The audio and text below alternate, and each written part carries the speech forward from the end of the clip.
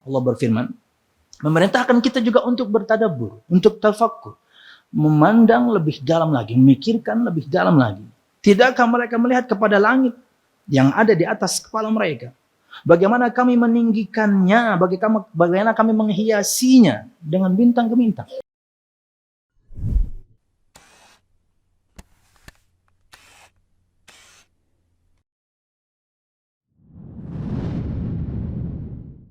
Assalamualaikum warahmatullahi wabarakatuh. Innal hamdalillah nahmaduhu wa nasta'inuhu wa nastaghfiruh wa na'udzu billahi min shururi anfusina wa min sayyiati a'malina. May yahdihillahu fala mudilla lahu wa may yudlil fala hadiya lahu.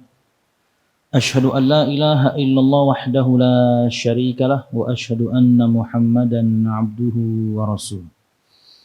Qala Allah Ta'ala fil Qur'anil Karim, a'udzu billahi minasy syaithanir rajim. Ya ayyuhalladzina amanu taqullaha haqqa tuqatih wa la tamutunna illa wa antum muslimun.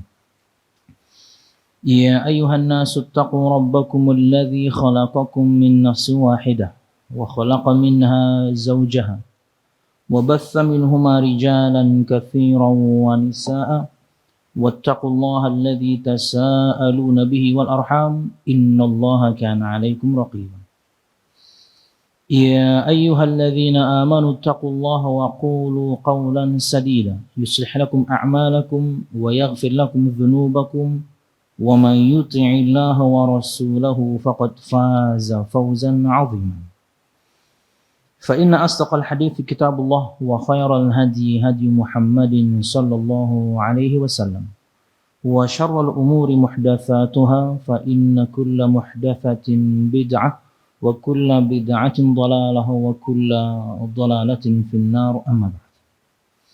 Hadirin dan hadirat Bapak Ibu jamaah sekalian rahimakumullah. Alhamdulillah, segala puji dan syukur marilah kita haturkan kepada Allah Subhanahu wa ta'ala. Kemudian salawat serta salam semoga selalu tercurah kepada junjungan besar Nabi kita Muhammad sallallahu alaihi wasallam, juga beserta para sahabatnya, keluarganya dan segenap kaum muslimin yang selalu istiqamah berpegang teguh dengan Islam sampai hari kiamat kelak. Hadirin dan hadirat Bapak Ibu jamaah sekalian rahimakumullah, melanjutkan bahasan kita pada tafsir Ibnu Katsir. Dan ayat pilihan malam ini adalah surah Al-Ghasyiyah ayat 17 sampai 20. Jamaah sekalian rahimakumullah, di antara cara agar kita kemudian bertambah iman kita kepada Allah Subhanahu wa taala adalah mentadabburi, merenungi, menajamkan pemikiran pada tanda-tanda kebesaran Allah Subhanahu wa taala, keagungan Allah Subhanahu wa taala pada makhluknya. Jadi di antara cara kita menambah iman kita kepada Allah Subhanahu wa taala adalah mentadabburi tanda-tanda kebesaran dan keagungan Allah Subhanahu wa taala pada yakni ciptaannya atau pada makhluknya. Dan sering ulun menyampaikan di banyak majelis, itu contoh tapi perkaranya perkara gaib. Yaitu ulun sering mencontohkan dengan bagaimana megahnya dan agungnya ciptaan Allah yang namanya malaikat Jibril. Juga terkadang ulun sampaikan kemudian hamalatul arsh, para malaikat Allah yang memegang atau membawa atau menopang arsh Allah Subhanahu wa taala. Tapi itu kan gaib. Kalau kemudian orang yang beriman dengan perkara yang gaib, mudah dia mengimaninya.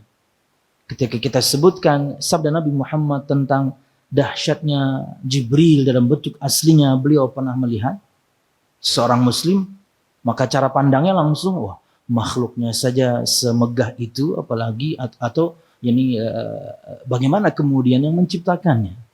Ini untuk orang yang beriman, mudah untuknya, karena untuk perkara gaib dia basicnya sudah beriman. Mau disebutkan Jibril yang tidak bisa dia indra pun gak ada masalah. Atau ketika disebutkan misalnya sifat malaikat para penopang arsy Allah Subhanahu wa taala pun demikian. Karena basicnya dia tahu bahwasanya untuk perkara gaib ya dia hanya berserah diri saja kepada Allah Subhanahu wa taala dan juga Nabi Muhammad sallallahu alaihi wasallam. Orang yang mengedepankan akal enggak masuk. Contoh-contoh seperti itu enggak masuk untuk mereka. Kenapa? Karena tidak bisa mengindranya. Karena alamnya sudah alam gaib. Yang di sekitar kita saja misalnya kita tentunya bersama jin, juga tentunya bersama malaikat yang berebut sekarang sedang mencatat nama pian semuanya karena ikut majelis ta'lim. Untuk yang beriman mudah baginya.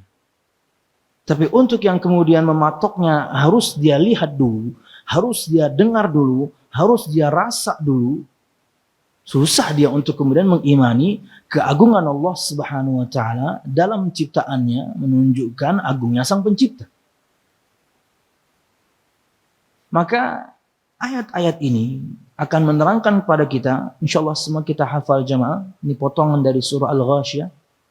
Ayat-ayat ini akan menunjukkan kepada kita tanda-tanda agungnya, besarnya, kuasa dan kemampuan Allah Subhanahu wa taala.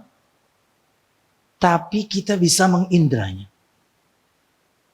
Harusnya memang kalau pian punya teman-teman yang ateis ya, atau teman-teman yang agnostik ya, silahkan diundang ke pengajian ini ya, yang online juga. Sekarang sebarkan.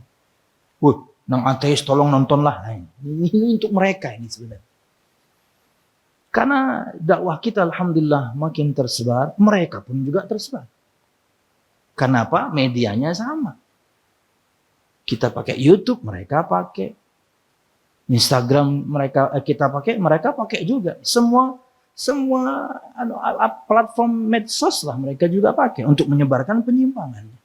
Bersyukur kita kepada Allah Subhanahu wa taala, dakwah ini dipermudah dengan kecanggihan teknologi hari demi hari, tapi yang menyimpang pun mereka juga melakukan hal yang sama. Kalau kemudian kita tidak punya basic yang kuat, mungkin akan terpengaruh. Nah, ayat-ayat ini di antara begitu banyak ayat Allah Subhanahu wa taala yang mengajak kita untuk mentadabburi. Mentadabburi tanda-tanda kebesaran Allah Subhanahu wa taala pada alam semesta secara umum. Walaupun kita akan sebutkan nanti di sini ada unta, ada langit, ada gunung, ada bumi. 4 hal yang tentunya kala itu sangat dekat untuk masyarakat Arab secara umum. Mereka biasa bepergian menunggang unta. Tentunya ketika menengadah sedikit, ya di atas mereka langit seperti kita.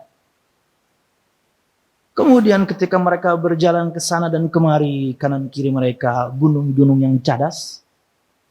Dan kemudian mereka berjalan di atas bumi. Allah Subhanahu wa taala berikan contoh, bukan berarti kemudian Islam ini untuk bangsa Arab, tidak. Contoh yang paling dekat untuk mereka waktu itu. Tapi tentunya pemilihan yang pertama kali disebutkan di sini onta itu memang spesifik karena binatang ini dahsyatnya luar biasa. Belum pernah dengar satu ceramah ya. Ustaz Al-Fadl Firanda, beliau bukan khusus membahas onta, tapi ketika sampai ke ayat ini, kayaknya setengah jam lebih itu bahas onta doang. Akan keutamaan binatang ini. Bahkan disebutkan bukan lagi puluhan, mungkin ratusan keutamaan onta itu. Jadi Allah memang pilih binatang ini, bukan cuma kemudian dekat dengan masyarakat Arab waktu itu, tapi ia adalah binatang yang dahsyat memang penciptaannya. Kita akan bahas. Allah Subhanahu wa taala berfirman. A'udzu billahi minasyaitonir rajim. Afala yanzuruna ilal ibli kaifa khuliqat wa ilas sama'i kaifa rufi'at wa ilal jibali kaifa nusibat wa ilal ardi kaifa sutihat. Yang artinya adalah, maka apakah mereka tidak memperhatikan unta? Bagaimana dia diciptakan? Dan langit bagaimana ia ditinggikan? Dan gunung-gunung bagaimana ia ditegakkan? dan bumi bagaimana ia dihamparkan. Berikut perkataan Al-Imam Al-Hafidh Ibnu Katsir dalam tafsirnya. Kata beliau rahimahullah ta'ala, yaqulu ta'ala amiran ibadahu bin nadhari fi makhluqatihi ad-dallati ala qudratihi wa 'azamatihi. Allah Subhanahu wa taala berfirman, memerintahkan hamba-hambanya untuk melihat. Ulun tadi sebutkan dengan istilah mentadabburi. Untuk melihat pada makhluk-makhluk Allah Subhanahu wa taala ciptaannya yang menunjukkan akan kudrah Allah, Allah Maha Mampu. Yang menunjukkan akan azamatullah, Allah Maha Agung. Karena kalau kita sebutkan tanda-tanda kebesaran Allah pada makhluknya tapi gaib, orang aqlani, orang yang selalu mendahulukan bahkan menuhankan akal, nggak masuk. Kenapa? Saya nggak bisa lihat. Saya tidak bisa melihatnya, saya tidak bisa mendengarnya, saya tidak bisa merasanya. Tapi ini, Allah perintahkan kita melihat tanda-tanda kebesaran Allah Subhanahu wa taala pada makhluknya dan kita bisa mengindranya. Yang pertama, afala yanzuruna ilal ibli kaifa khuliqat? Maka apakah mereka tidak memperhatikan unta? Bagaimana dia diciptakan? Berkata Al-Imam, fa innaha khalqun ajibun wa tarkibuha gharibun fa innaha fi ghayatil quwwati wasyiddah wa hiya ma'a dzalika talinu lil hamli ath-thaqil wa tanqadu lil qa'idi adh-dha'if wa tukalu wa yuntafa'u wabruha atau wabaruha wa yuntafa'u biwabariha wa yushrabu labanuha wa nabbahu bidzalika li anna al-arab ghalibu dawabihim kanat al-ibil ila akhir. Kita baca dulu. Tidakkah mereka melihat atau memperhatikan unta bagaimana ia diciptakan? Berkata Imam, karena sesungguhnya unta itu adalah ciptaan yang ajib, menakjubkan. Wa tarkibuha gharib, rangkanya, bentuknya itu gharib, unik.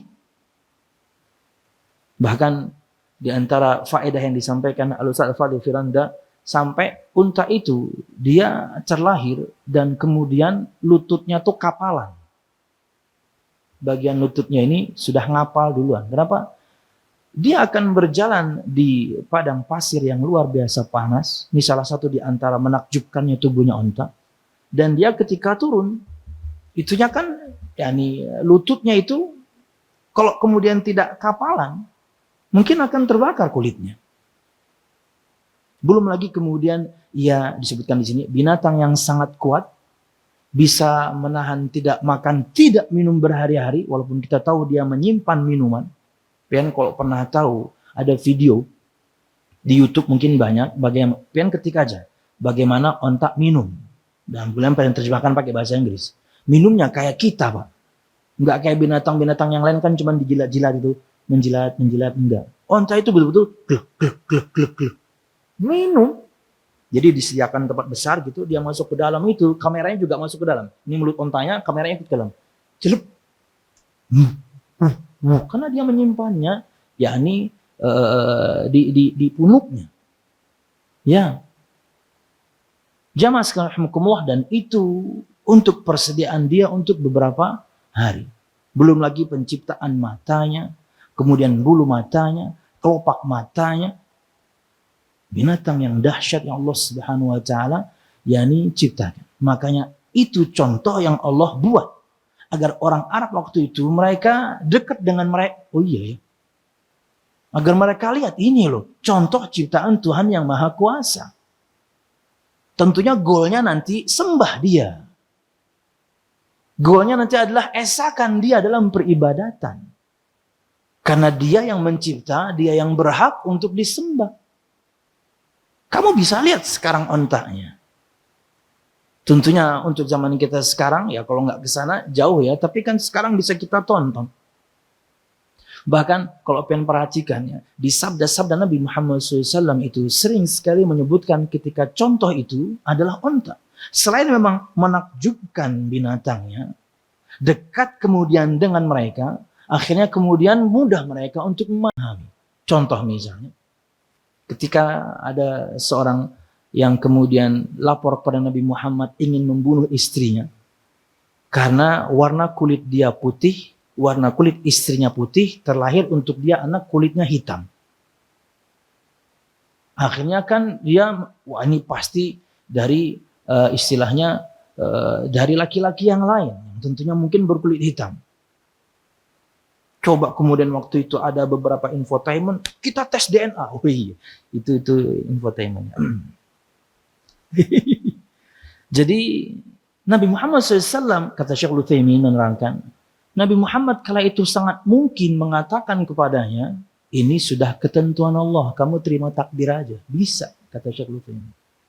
Tapi apakah orang ini akan terima? No. Nabi Muhammad ini diantara cara Nabi Muhammad mengajak seorang berbicara menurut kadar kemampuannya. Karena waktu itu yang datang adalah badu disebutnya. Nabi Muhammad gunakan apa contohnya? Unta. Kamu punya unta enggak? Punya. Warnanya apa aja? Ya rata-rata warna kuning keemasan lah. Standar wahai Rasul, warna unta. Oh. Ada enggak di antara semua itu warnanya yang berbeda? Ada. Warna apa? Abu-abu. Kata Nabi Muhammad, kenapa bisa warnanya berbeda yang satu itu? Lalu sahabat ini berpikir bahwasanya mungkin kakek buyutnya ada yang warnanya seperti itu, wahai Rasul. Nah, anakmu juga begitu. Sangat mungkin kemudian kakek buyutnya adalah berkulit hitam. Tapi onta yang Nabi Muhammad gunakan kenapa? Karena dekat untuk dia. Allah juga di sini menyebutkan karena dekat untuk mereka. Contoh lain, Nabi Muhammad gunakan unta karena ini binatang yang dahsyat. Selain kuat, luar biasa menakjubkan, unta itu hukum asalnya kalau dia terlepas itu susah ditangkap. Ini di antara keutamaannya.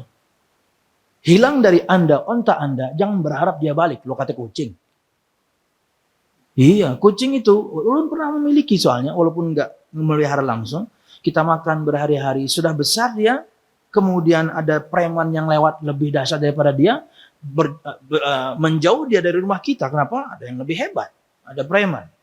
Iya, datang aja kayak ini, lari dia. Tapi beberapa hari kemudian, bukan beberapa hari ya, berpekan-pekan kemudian datang dia kayak silaturahim gitu. Kemudian masih kenal kita kan waktu itu kita namanya dia dengan satu nama gitu ya. Kemudian kita sapa dia menghampiri kemudian menempelkan tubuhnya ke kaki kita. Itu di antara kata ahli binatang ya. Itu di antara cara dia mengatakan saya milik Anda. Tapi habis itu dia kabur lagi. Kenapa? Premannya masih ada. Itu kucing. Onta kalau sudah lari dari Anda, dan ini perkataan Syekh Imam Ibnu Hajar. Ketika beliau menerangkan sabda Nabi Muhammad tentang bahwasanya hafalan itu harus Anda jaga. Hafalan Al-Quran. Setiap hari Anda harus membacanya, mengulangnya, menjaganya. Karena kata beliau, karena Al-Quran lebih cepat hilang dibandingkan seekor unta. Unta lagi Nabi Muhammad pakai. Asyaddu tafallutan minal ibli min uqliha. Hafalan itu lebih cepat hilang dibandingkan onta dari ikatannya. Kata Imam Ibnu Hajar, onta itu kalau dia memang sudah terikat, dia nggak kemana-mana. Kenapa dia tahu dia terikat? Tapi ketika ikatannya lepas, kabur dia. Kata Imam, dan kalau dia sudah lepas, itu susah ditangkap. Kemudian kata beliau, ketika bisa ditangkap pun susah untuk ditaklukkan kembali. Karena ini binatang yang sangat kuat. Dan kita tahu Nabi Muhammad SAW bisa membawa, menyeret maksudnya 100 ekor. Pian mungkin satu aja, itu perlu minum pil kita 3. Wah, dia anteng aja ontanya. Nabi Muhammad 100, jadi wajar bininya 9 ya. Itu maknanya apa itu? Nah, jamaah, kita kembali kepada bahasa. Fa innaha khalqun ajibun wa tarkibuha gharibun. Fa innaha fi ghayatul quwwati wasyiddah. Kata Imam Ibnu Katsir, dia adalah makhluk yang menakjubkan. Bentuknya pun yakni unik, gharib. Bentuk onta itu gharib. Tidak umum tentunya untuk binatang yang berkaki 4. Dan kemudian dia adalah binatang yang sangat kuat, yang sangat keras. Fi ghayatil quwwati wasyiddah. Binatang yang memiliki kekuatan dan kemudian keras. Karena dia binatang padang pasir ya. Oke. Wa ma'adzalik. Dan bersama itu akan tapi kata beliau, talinu lil hamlits tsaqil. Dia binatang yang bisa tunduk dan patuh untuk membawa bawaan yang sangat berat. Dan memang ibil, bahasa Arab itu untuk onta itu banyak. Apa yang biasa pian dengar? Ada camel, bahasa Inggris camel, jamal, bahasa Arab. Itu onta, artinya bahasa kita. Ada lagi kemudian ibil yang sedang kita bahas. Ada lagi kemudian beberapa lafaz bahasa Arab untuk menunjukkan manfaat mereka masing-masing. Ibil ini identik dengan binatang yang bawa barang. Jamal identik dengan onta yang buat berperang. Sama kayak variannya kucing besar kan beda-beda kan. Ada macan tutul, ada harimau, ada singa, kan variannya beda-beda. Bahasa Arab juga seperti itu. Dengan kemampuan masing-masing. Nah, jamaah sekalian rahimakumullah, kata beliau di sini, tapi dia mau untuk talinu lil hamlits tsaqil, mau tunduk patuh untuk membawa bawaan yang sangat berat. Wa tanqadu lil qa'idid dhaif, dan dia mau tunduk dan patuh untuk seorang yang menungganginya padahal orangnya lemah. Karena basicnya dia bisa patuh. Dan subhanallah, di antara juga yang disebutkan oleh Firanda, onta itu punya sifat yang buruk satu, dia pendendam. Anda zalim kepada satu onta, dia akan ingat puluhan tahun berikutnya. Dan beliau menyebutkan satu cerita yang menakjubkan. Orang yang zalim kepada onta di masa yang lalu, ketika waktu berlalu lama, onta ini masih ingat dia pernah dizalimi sama orang ini dan membalasnya. Sifat buruk, tapi namanya juga binatang ya. Ya, tapi dia punya ingatan yang luar biasa, onta. You are what you eat. Kamu adalah apa yang kamu makan. Makanya sering-sering makan onta. Ya umroh lah sama saya nanti. Iklan terus. Ya, saya pernah ya ditraktir sama Al-Ustaz Al-Fadil Haikal. Anak pengen makan onta, tapi yang paling ajib satu Madinah. Tenang katanya. Soalnya biasanya ngerasainnya tuh yang ala qadrihi, ala kadarnya. Anak pengen yang paling ajib di mana? Sama anak sini. Totonya memang luar biasa. Cuman yang ngabisin Ivan. Kan situ nampan sama teman-teman para ustadz gitu ya. Ada ayam, ada kambing, ada onta. Ontanya tuh sedikit. Dia tahu warnanya beda, dia tahu kemudian apa namanya tuh seratnya tuh berbeda.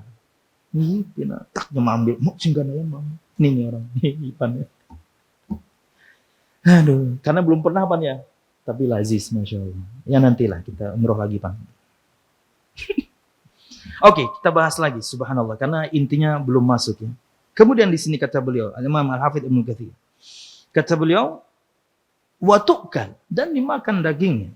Wa yuntafa'u biwabriha atau wabaria, dan dimanfaatkan kulitnya.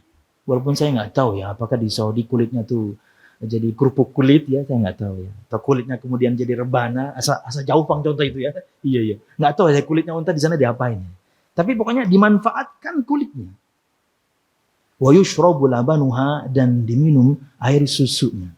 Berkaitan dengan minum kencing onta, kata Ustaz Firanda, itu nggak asal minum kata beliau. Jangan salah paham.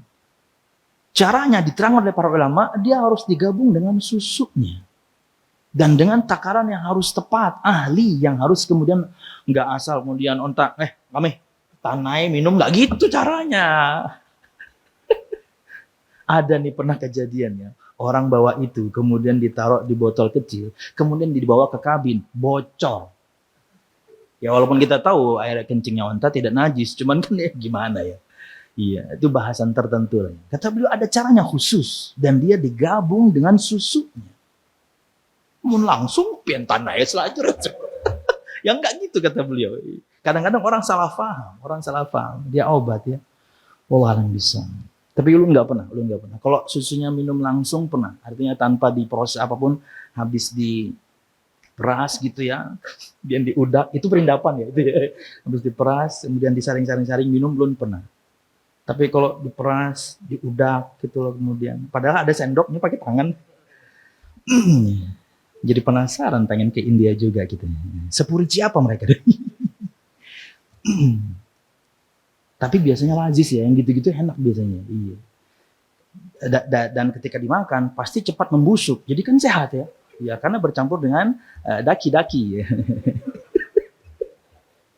Saya nggak tahu itu ya di Instagram, di TikTok itu muncul aja algoritmanya siapa itu nggak tahu aja. Tapi itu tontonnya mau ini kah?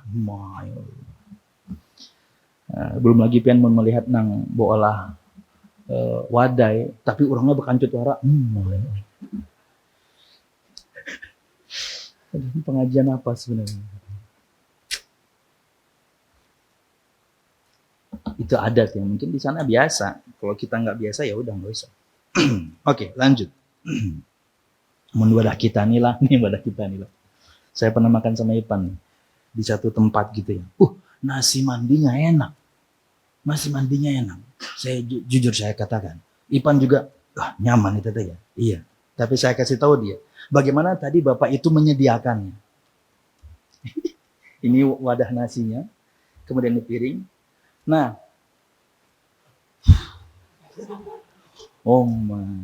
padahal ulun kada melihat itu enak. Saya akan kembali ke tempat itu. Dua kata dia.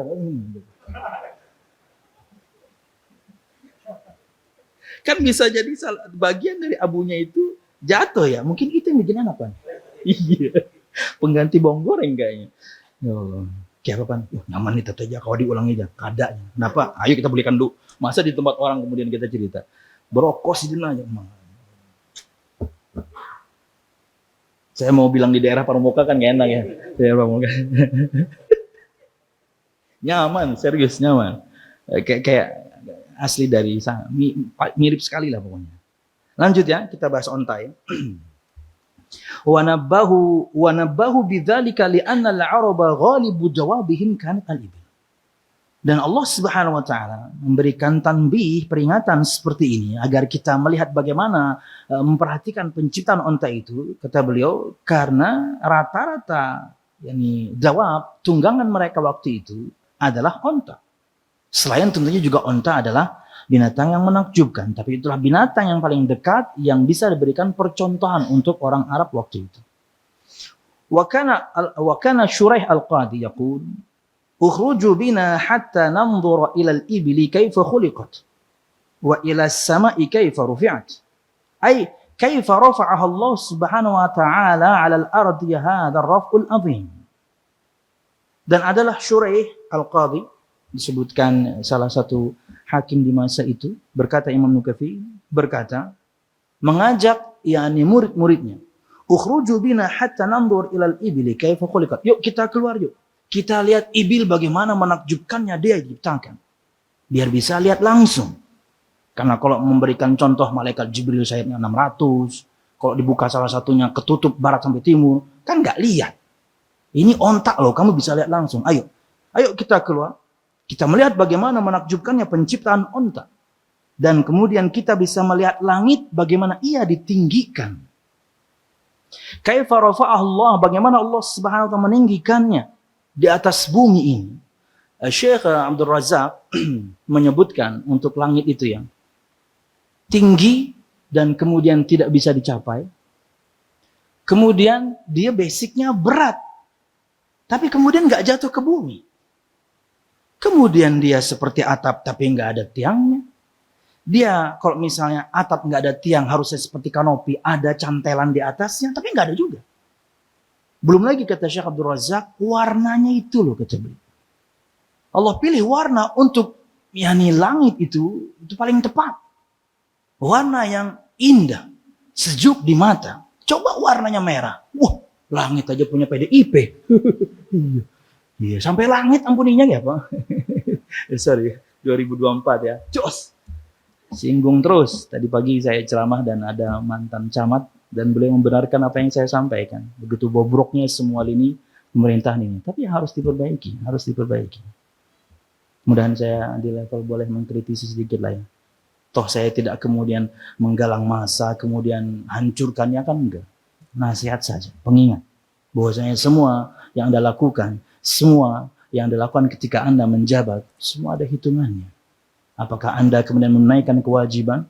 Apakah kemudian Anda, na'udzubillah, malah tidak menunaikan kewajiban? Semua ada hitungannya. Wallahu a'lam. Kaifa rafa'aha Allah, bagaimana Allah Subhanahu wa taala mengangkatnya begitu tinggi. Anil ardi, dari bumi ini. Hadza raful azim. Langit tidak bisa dicapai. Ya. Kita hanya bisa melihatnya. Dan beliau menyebutkan luar biasa indah warnanya. Beliau juga menyebutkan, menyampaikan firman Allah dan tidak ada celahnya, tidak ada retaknya, tidak ada bolongnya. Indah luar biasa makhluk Allah yang namanya langit itu. Kalau orang ingin berpikir, nggak usah jauh-jauh. Mana bukti keberadaan Tuhan? Sini keluar rumah. Tuh. Ini siapa yang ciptakan? Kan mereka meyakini teori Big Bang. Bahwasanya miliaran tahun sebelum ini ada ledakan yang sangat besar di semesta ini. Setelah ada ledakan tersebut, semua terbentuk. Semesta ini terbentuk. Buminya, planet yang lain, bintang gemintang, semua tatanan yang rapi di semua planet gitu ya. Kemudian misalnya binatangnya dengan semua varian binatang tersebut, semua kita ini dengan berbeda-beda warna kulit dan lain sebagainya. Coba.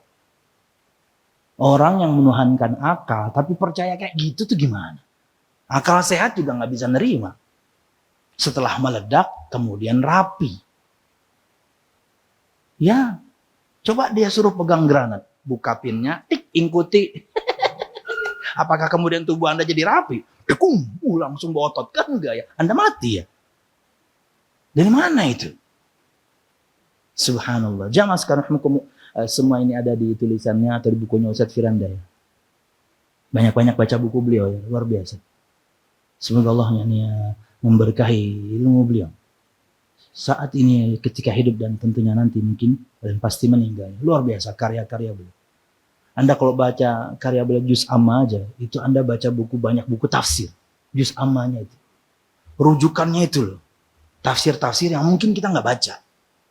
Tapi beliau rangkumkan untuk kita. Termasuk diantaranya nih, saya baca dari situ. Dalam bahasa Indonesia.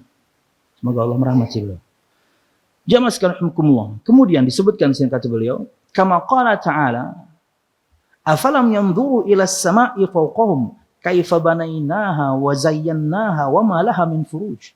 Persis firman Allah Subhanahu wa taala dalam surah Qaf ayat 6. Allah berfirman, memerintahkan kita juga untuk bertadabbur, untuk tafakkur, memandang lebih dalam lagi, memikirkan lebih dalam lagi. Tidakkah mereka melihat kepada langit yang ada di atas kepala mereka? Bagaimana kami meninggikannya, bagaimana kami menghiasinya dengan bintang gemintang. Pian yang pernah naik pesawat, kemudian kada teguring, kan biasanya teguring ya lo take off-nya gini, kadang-kadang kada merasa. Pas sudah turun, sampai ke sudah ya. Karena mbah masuk, duduk, guring. Lihat keluar. Tapi jangan buka jendela, jangan. Lihat keluar. Kenapa begini ya? Itu pesawat apa itu? Nggak mau sejadul-jadulnya pesawat juga nggak gini juga ya. Lihat keluar, indahnya awan itu. Ketika cerah gitu ya, ini backgroundnya langit yang biru indah luar biasa. Tentunya bukan milik PAN juga, biru luar biasa. Kemudian cahaya matahari yang masuk ke awan-awan luar biasa. Dan ketika melihat keindahan seperti itu, ada yang lewat, Superman lewat. Aduh, Anda dibalap sama Superman. Perhatikan, di sekitar kita ini, keagungan Allah di sekitar kita. Makhluk yang megah-megah bisa kita lihat, bisa kita indra. Persis firman Allah berfirman, tidakkah mereka melihat kepada langit yang di atas mereka? Bagaimana kami meninggikannya? Bagaimana kami menghiasinya? Dan dia tidak memiliki furuj, tidak memiliki celah. Nanti di hari kiamat dia baru belah, dia baru pecah, dia baru hancur nanti hari kiamat. Sekarang indah luar biasa. Langit Allah Subhanahu wa taala. Ya siangnya ya malamnya. Apalagi beberapa hari ini dengan bulan purnama dan bintang gemintang, luar biasa. Tanda-tanda keagungan Allah, kebesaran Allah pada makhluknya yang kita bisa lihat langsung. Nah, ketika Allah berikan Anda akal bukan untuk kemudian menghukumi syariat, gunakan ia untuk memahami. Oke, ketika Anda tidak menerima firman dan sabda, apalagi perkara gaib, ini loh nggak gaib. Kelihatan di sekitar kita. Kemudian ditambah lagi, disebutkan di sini. Wa ilal jibali kaifa nusibat. Dan kepada gunung-gunung bagaimana mereka yakni ditancapkan. Agar kemudian bumi ini tak goyang disebutkan. Karena gunung itu pasak untuk bumi ini. Dan kita tahu semua gunung itu yang terlihat setinggi apapun, pegunungan Himalaya sekalipun. Ini juga faedah dari tafsiran para ulama. Di tafsirnya Ustaz Firanda, gunung itu rata-rata hanya 30%. 70% yang menghujam ke bumi. Karena ia pasak untuk bumi ini. Wal jibala autada. Watat itu adalah pasak. Allah ciptakan, subhanallah. Walaupun yakni tidak di setiap tempat ya. Tapi setiap tempat pasti ada walaupun sedikit. Dan syukurnya ketika kita di Kalimantan, khususnya Kalimantan Selatan, tidak ada yang aktif kan. Tapi ada kan gunung? Ada. Di Jakarta gunung, hampir bangkrut. Gunung Agung. Itu toko buku ya. Coba sekarang. Lagi diskon ya. Diskon sampai 80%. Ya Allah. Asa hendak nukar buku juga. Tapi kan ke Jakartanya larang. Ju'ilat mansubah, qa'imah, thabitah, rasiyah. Dijadikannya gunung-gunung itu mantap, berdiri tegak, thabitah, kokoh, rasiyah, keras. Li'alla tamidal ardu bi ahliha. Hingga kemudian, agar kemudian penduduk bumi ini tidak terombang-ambing. Karena mantap dia, gunung-gunung. Wa ja'ala fiha ma ja'ala minal manafi wal ma'adin. Belum lagi kemudian Allah menjadikan di gunung-gunung tersebut begitu banyak manfaat dan juga kemudian yakni ma'adin. Ma'dan itu apa ya? Hasil tambang. Kita tahu ketika setelah waktu wedus gembel yang ada di Jogja itu. Setelah itu mereka bisa mengambil manfaat begitu banyak walaupun itu musibah luar biasa besar. Tapi pasirnya bermanfaat untuk kemudian kehidupan berikutnya. Belum lagi kemudian nanti manfaat-manfaat yang lain dari pegunungan-pegunungan. Air yang pian minum, ini saya contohkan. Padahal intinya haus. Kan dari pegunungan. Dan disebutkan katanya bisa dilihat dari botol-botol. Botol minuman itu kalau warnanya biru, itu berarti dari pegunungan. Biru apa hijau ya? Hijau kalau nggak salah, dari pegunungan. Kalau biru, warna botol itu menunjukkan dari mana asal usulnya. Kalau putih, itu olahan. Betul-betul air yang diolah. Biru, merah, hijau biasanya tutup botol itu. Hijau kayak yang dari pegunungan. Kalau merah ya sama PDP juga. Kemudian wa ilal ardi kaifa sutihat. Dan kepada bumi bagaimana Allah Subhanahu wa taala menghamparkannya. Ai kaifa busitat wa muddat wa muhidat. Hendaklah manusia kemudian melihat kepada bumi ini. Bagaimana Allah Subhanahu wa taala menghamparkannya, kemudian mudah untuk dijalani di atasnya. Mungkin terkadang naik dan turun, tapi kan rata-ratanya, apalagi kayak kita Banjarmasin ini atau Kalsel secara umumnya, itu luar biasa, lurus kemudian. Ada tanjakan sedikit lah, paling bumpy sedikit. Enggak kayak Balikpapan gitu ya, atau kemudian kayak Salatiga gitu ya, yang betul-betul di daerah perbukitan misalnya. Tapi tetap kan kemudian bisa kita lalui, kita jalani. Allah Subhanahu wa taala hamparkan itu untuk kita semuanya. Dan Allah Subhanahu wa taala jadikan bumi ini mudah untuk kita berjalan di atasnya. Allah Subhanahu wa taala berfirman berkaitan dengan rezeki. Kata Allah Subhanahu wa taala, "Alladzi ja'ala lakumul arda dhalulan famshu fi manakibiha wa kulu min rizqihi wa ilaihin nusyur." Awal-awal surah At-Tabarak. Dialah Allah Subhanahu wa taala yang telah menjadikan bumi ini untuk kalian zalulan. Zalul artinya sahal, mudah. Kita menapaki bumi ini mudah. Famshu fi manakibiha, maka berjalanlah kamu di jalan-jalannya, jalan-jalan kecilnya, gang-gangnya bahasa kita. Wa kulu min rizqih, dan makan dari rezeki Allah Subhanahu wa taala.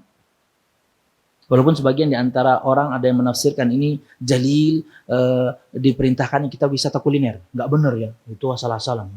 Jalanlah kamu jalan-jalannya dan makanlah dari rezeki Allah. Nah, kan kita disuruh makan. Nah, ini parah ya kalau menafsirkan kayak gitu. Maksudnya adalah mudah untuk kita mengais rezeki Allah. Mungkin di bisnis A kurang sukses, cobalah yang lain. Pekerjaan A kurang lancar, coba lagi yang lain. Allah jadikan untuk kita mudah. Mungkin dulu jualan offline gitu ya, berpindah ke online. Online pindah lagi live TikTok. Tapi masing-masing semuanya kan ada rizkinya. Gak perlu kita contohkan, terlalu banyak contohnya. Di pasar tuh, yang mana Alpian? Yang jualan jam tangan tuh. Kan semuanya jejer. Jualan jam tangan semua. Ada rizkinya masing-masing. Ya. Toko sepatu, semua toko baju ada aja. Karena semuanya berusaha untuk mengais, untuk mencari. Allah berikan kita ilmu itu. Bahkan terkadang di tempat yang rada jauh dari pertokoan gitu ya, dia nggak gabung, mungkin nggak bisa nyewa kah apakah. Dia itu tempat atau di rumahnya sendiri dia jualan, ada aja yang datang. Rizki Allah Subhanahu wa taala. Famshu fi manakibiha. Jangan mentok. Apalagi kemudian Anda sudah tahu bahwasanya yang Anda sedang jalankan ini dimurkai Allah Subhanahu wa taala, sudahlah berhenti, coba yang lain. Walaupun mungkin akan terseok-seok dulu ya. Belum sebutkan nama karena dia sudah tidak ada juga di Banjarmasin. Al-Akhwah Tasmin. Di video yang ulun wawancara itu. Ulun tanya, gaji antum di atas 20 ya? Dia iyakan. Gaji di atas 20, Pak.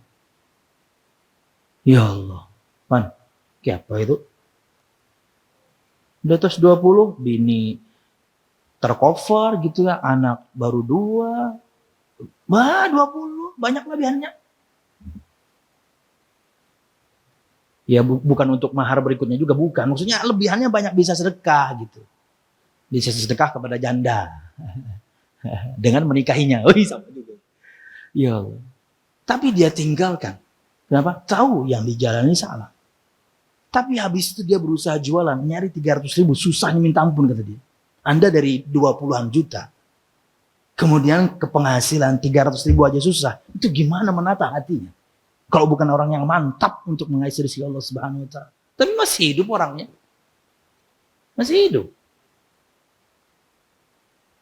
Tapi kan sejarahnya ya terseok-seok dulu. Nggak apa-apa. Yang berat itu menaklukkan istrinya, menaklukkan orang tuanya, menaklukkan mertuanya untuk memiliki pemahaman yang sama.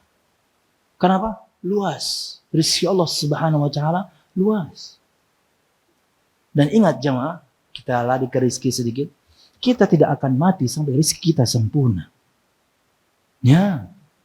Kita tidak akan mati sampai rezeki kita sempurna. Kapan rezeki kita sempurna? Kita nggak tahu. Ya, kita tidak pernah tahu akhir dari rezeki kita apa. Makanan tertentukah di tahun tertentu, minuman tertentukah di tahun tertentu, kita nggak tahu.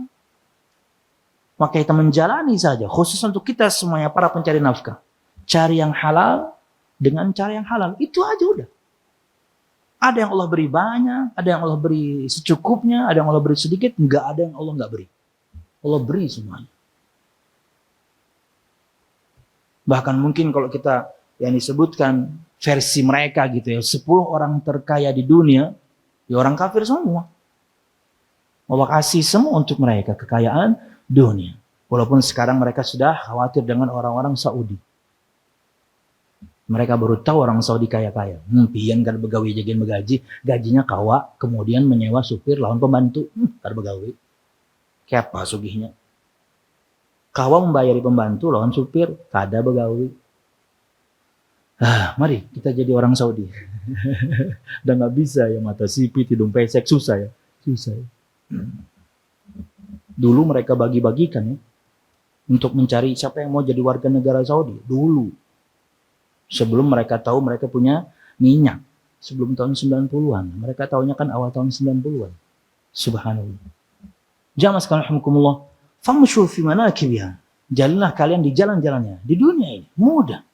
Wa kulu min rizqih. Dan makanlah dari rezeki Allah Subhanahu wa ta'ala. Wa ilaihi nusyur. Dan kepadanya kalian akan kembali. Poinnya di pertama.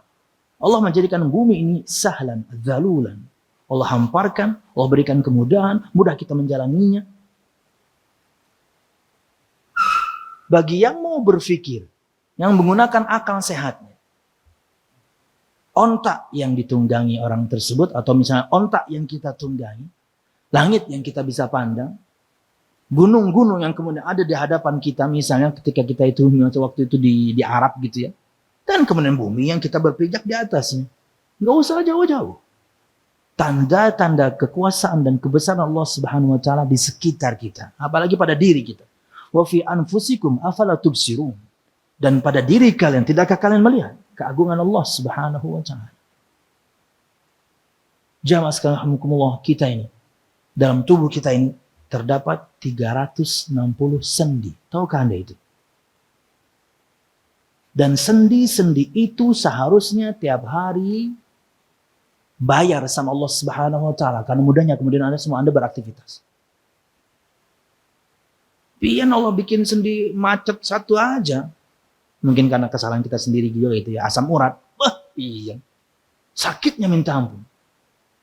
Pian mudah bergerak. Kemudian tahiyat pian bisa melipat jempol. Saya sampai sekarang belum bisa melipat jempol ini. Karena kebablasan asam urat ini. Sakit sekali. 5 detik aja saya lipat jempol ini. Nyerinya minta ampun. Padahal sedang tidak ada keluhan. Cuman waktu itu kebablasan. Sampai masih ada bekasnya. Hajiwah adakah hajiwah? Hajiwah lebih serem lagi bekas asam urat.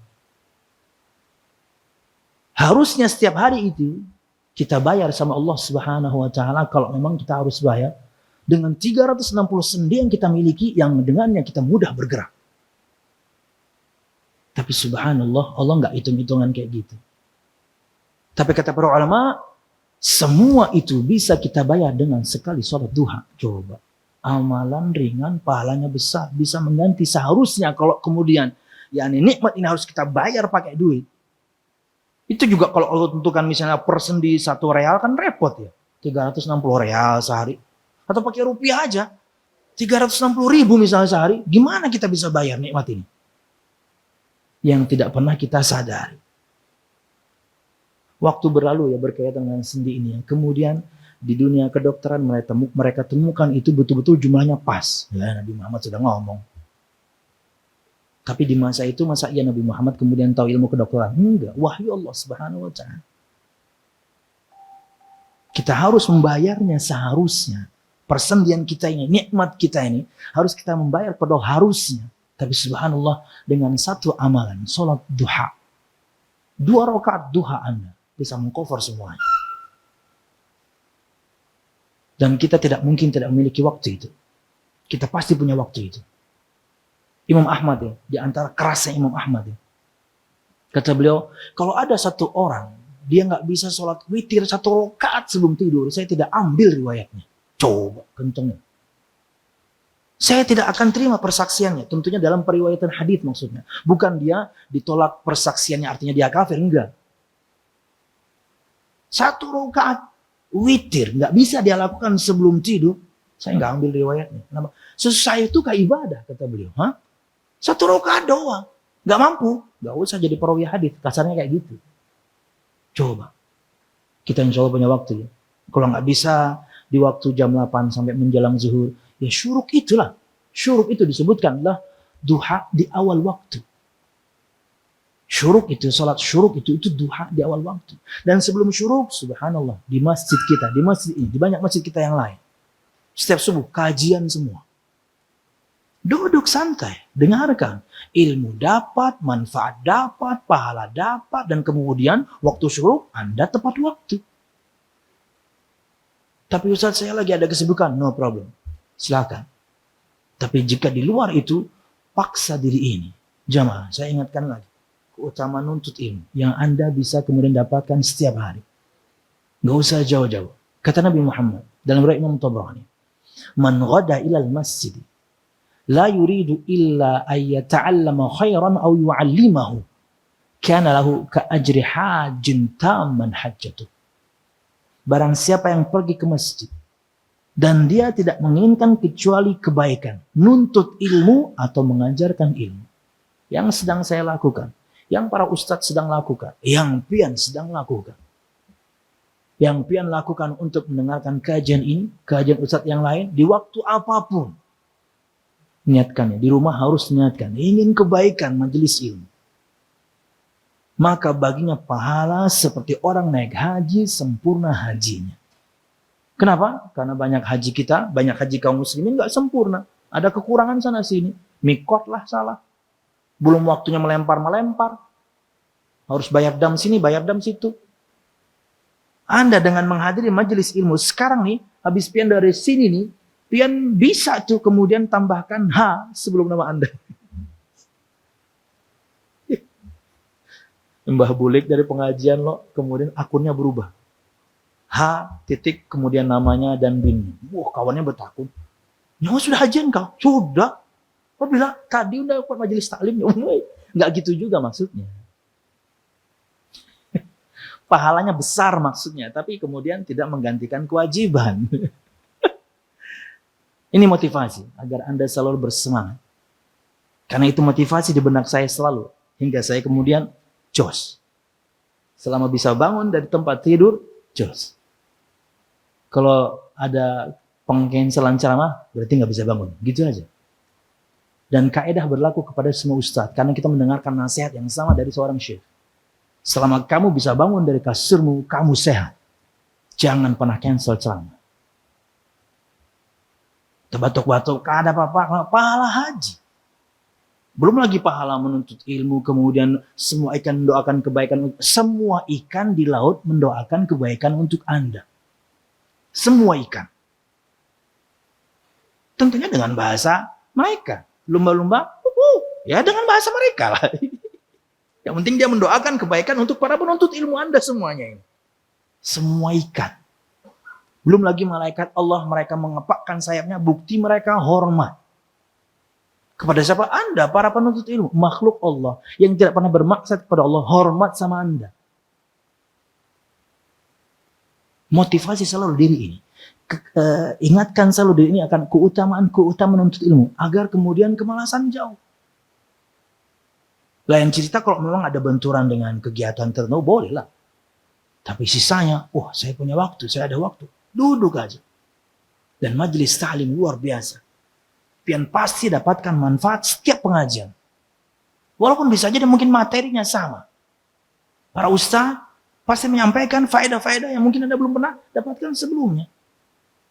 Pulang pian dapatkan faedah, pulang pian dapatkan ilmu, biar bisa pian bagi ke istri, biar bisa pian bagi ke anak, subhanallah. Dari mana? Dari majelis ilmu. Wallahu a'lam bishawab. Sebagai penutup disebutkan di sini kata beliau,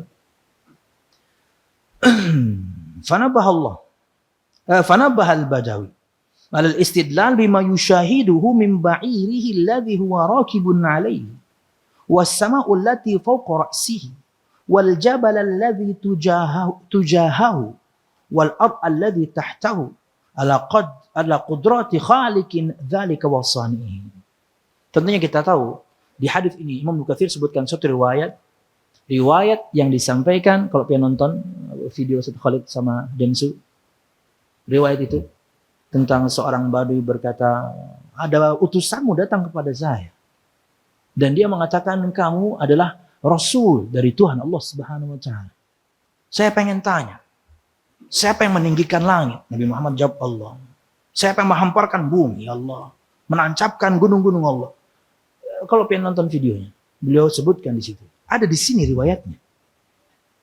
Makanya kata Imam Ibnu Katsir, Allah memberikan peringatan kepada orang Badui itu untuk melihat kepada dirinya sendiri. Lihat loh. Karena kan akhirnya dia beriman kepada Nabi Muhammad SAW, tapi dia ingin bukti. Tuhan yang Maha Kuasa itu dia pengen bukti. Maka ini di antara ayat yang kemudian disampaikan kepadanya. Lihat ontak, kamu menungganginya. Lihat langit, kamu bisa menengadah ke atas langsung. Lihat kemudian kepada bumi, kamu berjalan di atasnya, gunung-gunung yang kamu ada, kamu sedang menghadap kepadanya. Itu ciptaan siapa semuanya? Allah Subhanahu wa taala. Disebutkan di sini. Kata beliau, wa annahu rabbul azim al-khaliq al-mutasarrif al-malik. Dan bahwasanya dia ada Allah Subhanahu wa taala yang menciptakan, yang maha mampu mengatur segala urusan. Ayat-ayat yang senada dengan ini di Quran, kalau enggak 6 ada 8, mirip-mirip kayak gini. Agar kita mentadabburi ciptaan Allah, langit, bumi, bintang, gemintang, perputaran siang dan malam, ada 8 ayat kalau nggak salah. Mirip, tujuannya sama. Agar semua kita mentadabburi. Yang menciptakan semua makhluk yang dahsyat itu Allah. Yang memutar siang dan malam itu Allah. Walaupun mungkin ada sebagian negeri siang lebih panjang diberikan malam atau sebaliknya. Allah putar itu semua. Al-Mutasarrif yang berhak kemudian yakni berbuat atas semua makhluknya. Al-Malik yang memiliki semuanya. Termasuk jiwa raga kita. Jamaah rahimahullah kata beliau, wa annahul ilah alladzi la yastahiqul ibadah siwa. Inilah goal dari ayat yang kita bahas. Dan bahwasanya dialah Tuhan Allah Subhanahu wa taala yang berhak untuk mendapatkan peribadatan hambanya karena pencipta. Hanya pencipta yang berhak untuk mendapatkan yakni peribadatan hambanya. Kita semuanya kepada Allah Subhanahu wa taala. Berkata Syekh Abdul Razak dalam kitab Asbab Ziyadatul Iman Nuqsani, ayat yang senada dengan ini kata beliau sangat banyak. Lalu disebutkan itu 8. Yang pernah ulun dapatkan yang senada itu 8. Perintah untuk mentadabburi alam. Kata beliau, wa hadza a'dhamu da'in lil ibadi ila mahabbatillahi wa syukrihi. Mentadabburi ciptaan Allah yang agung-agung, yang megah-megah ini adalah pendorong yang paling kuat agar kita, 1, mencintai Allah. 2, kemudian bersyukur kepadanya. 3, wa ta'zimihi dan mengagungkannya, wa ta'atihi dan mentaatinya, wa mulazamati dzikri dan selalu mengingatnya. Hanya lihat ke alam semesta. Makanya jamaah yakni dalam 1 tahun misalnya, luangkan waktu. Selain mungkin kita bisa lihat langsung langit gitu ya. Tapi luangkan waktu, rekreasi boleh, no problem. Mau bahas laut, mau bahas pantai, dan ciptaan-ciptaan yang lain yang agung, yang indah-indah. Agar kita bertambah iman kita kepada Allah Subhanahu wa taala hanya dengan melihat megahnya, agungnya, indahnya, cantiknya, tertata rapinya semua ciptaan Allah Subhanahu wa taala. Wallahu a'lam bishawab. Tapi jangan setiap minggu healing berarti Anda penyakitan dong sebelumnya. Kan gitu ya sekarang ya. Ramenya tuh hendak healing dulu, jadi healing itu penyembuhan. Berarti sebelumnya Anda stres. Enggak, sesekali lah kemudian kita rekreasi. Kemana gitu. Kalau yang masih kuat naik gunung, silahkan naik gunung. Saya kalau Gunung Agung masih kuat saya. Karena naik lift. Itu toko buku itu ya. Ya. Sampai kemarin masih diajakin teman-teman. Bro, naik gunung lagi kah? Yang bener aja, nggak salah ngajak ente. Iya. Jalan aja udah ngos-ngosan. Untuk tadabbur, yang pernah naik gunung dan sampai ke puncak dia tahu. Tapi yang beriman tentunya dia tahu bahwasanya megahnya ciptaan Allah Subhanahu wa taala dan begitu kecilnya kita dipandang dari bawah. Begitu kecilnya juga teman-teman kita kalau kita lihat dari atas. Kita semuanya kecil, subhanallah. Tapi itu bisa kita dapatkan dengan tadabbur. Melihat keagungan Allah Subhanahu wa taala yakni yang ada di sekitar kita. Kita bisa mengindranya, melihatnya, bahkan merasakannya. Wallahu a'lam bishawab. Jadi goalnya adalah kalau Anda ingin bukti akan kemegahan, keagungan dan kuasa Allah Subhanahu wa taala, lihat makhluk-makhluknya yang agung-agung, yang megah-megah termasuk diri kita sendiri. Betapa kompleksnya rambut ini, betapa kompleksnya jantung ini, betapa kompleksnya, ya rambut ini luar biasa. Semuanya bisa kita dapatkan informasinya di YouTube atau Wikipedia. Yang beriman, cara pandangnya pasti, wah luar biasa ya, makhluk Allah Subhanahu wa taala yang mana manusia ini, kita. Wallahu a'lam bishawab. Jamaah sekalian rahimakumullah, ini yang bisa ulun sampaikan berkaitan dengan tafsir surah Al-Ghasyiyah ayat 17 sampai 20. Jadi untuk kita semuanya kaum muslimin tentunya untuk menambahkan keimanan kita kepada Allah Subhanahu wa taala bahwasanya Allah satu-satunya yang berhak untuk disembah. Agung dia, maha mampu dia, maha berkuasa untuk berbuat apapun pada makhluknya, dan kita bisa melihat dari megahnya ciptaannya Allah Subhanahu wa taala. Wallahu a'lam bishawab. Ini bisa sampaikan, mudah bermanfaat salat dan khilaful mamat. Mudah kajian kita mendapatkan berkah dari Allah Subhanahu wa taala. Amin ya rabbal alamin. Satu pertanyaan. Bismillah. Assalamualaikum warahmatullahi wabarakatuh Ustaz. Waalaikumsalam. Pertanyaannya mana? Salam doang nih. Waalaikumsalam. Buruan, mau saya tutup nih. Oh iya. Akhwat nih. Biasanya kan akhwat cepet ya nulisnya ya. Typing. Lagi nulis, kita tunggu.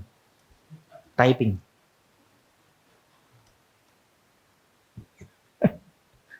Yang mantan gitaris paham deh.